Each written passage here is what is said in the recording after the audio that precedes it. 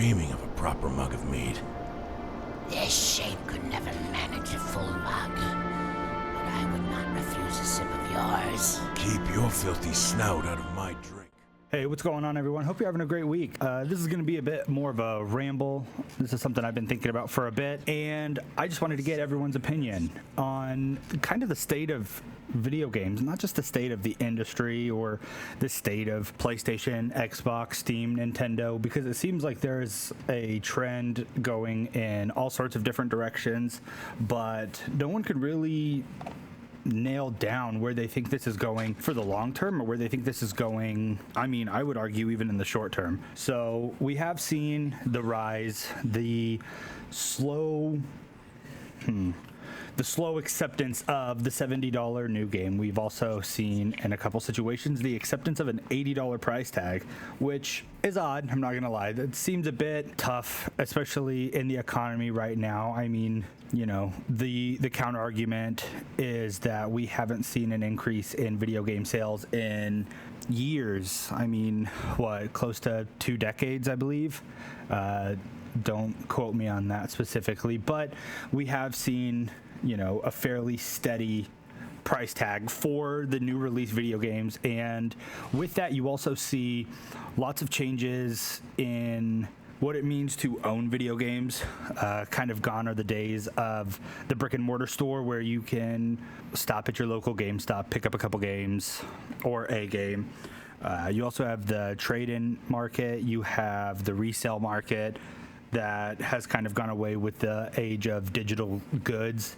But also with that, you come across a lot of these situations where kind of gone are the days of owning. You know, there is the caveat on all Steam purchases that these are purchases of licenses and not specifically are you owning everything that you play. And I do think that is slowly starting to influence people's decisions and people's purchasing habits.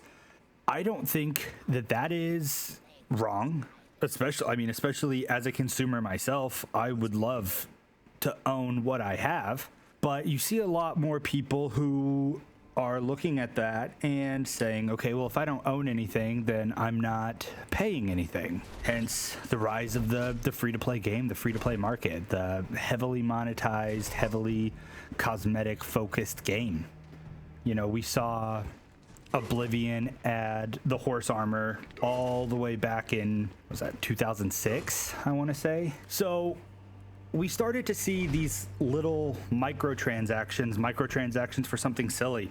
I mean, I'm not better than anyone else. When I was younger playing the early Call of Duties, man, specifically Call of Duty Black Ops 2, Call of Duty Black Ops 3, getting those sick weapon skins, paying for the quarterly zombies map to play with friends, getting a couple of shitty multiplayer maps that everyone would complain about. It was a fun time to be a part of the video game zeitgeist. As we've progressed and things have changed, you know, I don't think free-to-play games are inherently bad. I mean, you see games like Warframe that definitely have a stripe of monetization, of heavy monetization, some might even say. And that, you know, I think the argument in that is, you know, you get what you pay for. You also are able to obtain most of the content in that game by, you know, spending time as opposed to spending real life dollars. And then you also get games kind of like Fortnite or Warzone where they are more cosmetic. You know, there isn't that pay to win incentive. Perhaps. I do think a lot of the debate, or maybe a lot of the conversation around why one is more heavily scrutinized than the other, meaning a game like Warframe that is pretty heavily monetized and a game like Fortnite, which is also heavily monetized, is the big, you know, the PvE versus the PvP game model.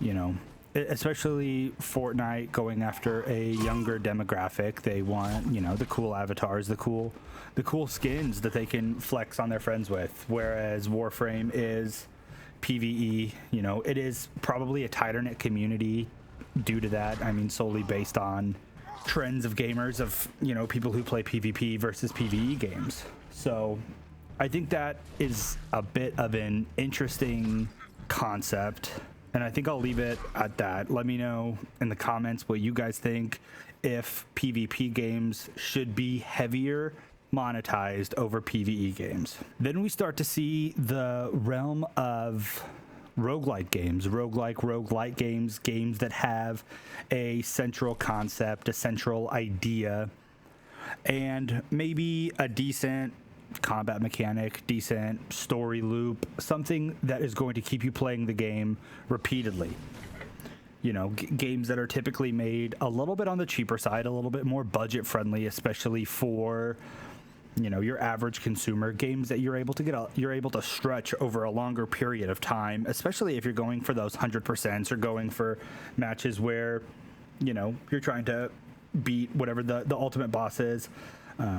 You see games like that where they are, I mean, I would say 99 to 100% of the time, much cheaper, much more easily affordable, as opposed to games like, I don't know, a standard RPG, or even more digestible than those. And you see that with the Vampire Survivor likes, those what do they call them now, the bullet heaven games, where it is truly one step above an idle game. I think we're seeing a really weird and really interesting kind of split. And, you know, you do hear a lot of conversation about outlets saying, is AA overtaking AAA? And you look at the sales numbers for a lot of these AAA games, and I mean, people aren't, you know, they're not outselling these AAA developers, but they are cutting into some of that revenue. And I think that's something that definitely should be addressed and something that should be taken into notice. Another thing that we see is the quote unquote friend slop games. You know, you see games like Peak, or I can't even think of any others off the top of my head. That's not really the type of game I personally play, but I do know that they are undeniably popular, undeniably successful.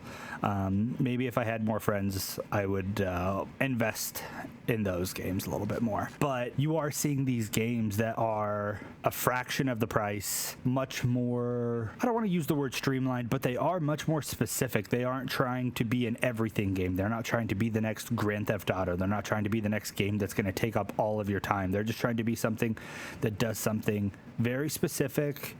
And, you know, a lot of the times those work out, but we don't even talk about the ones that, you know, might have some of the most original ideas that don't work out. So I think at the end of the day, what we're seeing now is video games getting bigger and bigger almost on a daily basis. It feels like the innovation and people's ability to be incredibly creative and change the way, you know, we even interpret the medium of video games is happening almost daily. And with that, you know, you do find people getting broken up into different camps. You see people that are the free to play, like, if it's not free, it's not for me. And that's totally understandable. You see the people who are used to supporting their yearly installments of the games that they already play, the Call of Duties, the Maddens, the NBAs. Nothing wrong with that either. And then you see the people in the middle, which are probably a vast majority of gamers. And with that, you see a lot of people who are just kind of looking for the next thing, the next, you know, what's new, what new thing can I try? If that, whether that be a cool story, whether that be a cool gameplay mechanic that kind of flips what we thought we knew on our head. All of those things, I think all of those things come together to create arguably one of the most diverse video game cultures in the lifetime of video games. I mean, now we're seeing, like I said, more games released than ever, doing more different things than ever. It's not, every game isn't a clone of everything else. If anything, we're seeing more Frankensteins than ever. And personally, I think that's a great thing. I do think the monetization of video games and I don't want to use the word offensive, but there is a very aggressive monetization model. I understand that at the end of the day, these developers are businesses. Not everyone is making video games on the side after their 9-to-5 job. And these people need to make money, and these people have to answer to other people who want to make money, which does, at the end of the day, you know, put us in a bit of a weird spot. But, you know, I think some of the over monetization has put enough people in a sour mood, or has made enough people go, you know, I think I could do better, or I kind of like what this popular game does, but what if we made that the central mechanic of the entire game and see what we can come up with? I think that necessity breeds innovation. And with that, we are in an incredible time of innovation. So let me know what you guys think. Let me know if there are any games that are particularly interesting that you think I should check out. And I hope you guys have a great rest of your week. And I'll chat with you guys later. Peace.